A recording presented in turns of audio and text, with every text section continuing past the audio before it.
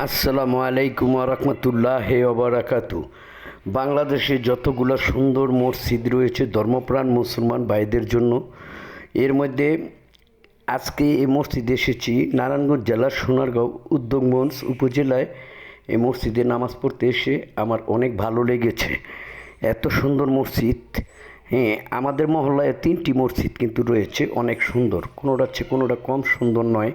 কিন্তু আজকে এখানে এসে দেখলাম। এবার একটু ভিতরে যাচ্ছি, ভিতরে গিয়ে দেখাচ্ছি আপনাদেরকে যে এত সুন্দর মসজিদ কে দিয়েছেন।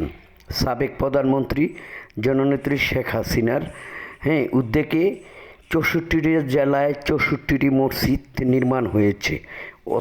অত্যাধুনিক ডিজাইন আর মনোরম পরিবেশ, শীতাতপ নিয়ন্ত্রিত এই মসজিদগুলোতে অনেক মুসল্লিরা নামাজ পড়ে এবং প্রত্যেকটা মুসল্লিরাই ভালোই বলেছে। যাকে জিজ্ঞেস করেছি সবাই বলেছে ভালো। তো আমার কাছে অনেক ভালো লেগেছে। আপনাদের কাছে যদি ভালো লেগে থাকে আমাদের এই সোনারগাঁয়ের মসজিদটা, তাহলে লাইক কমেন্ট এবং মসজিদটাকে একটু শেয়ার করে দিবেন, যাতে সবার চোখে সবাই নজরে আসে।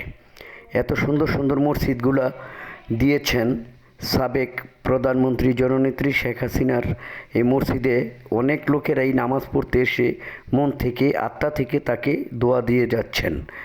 আসলে এই ধরনের উদ্যোগ প্রতিটা সরকারেরই নেওয়া দরকার।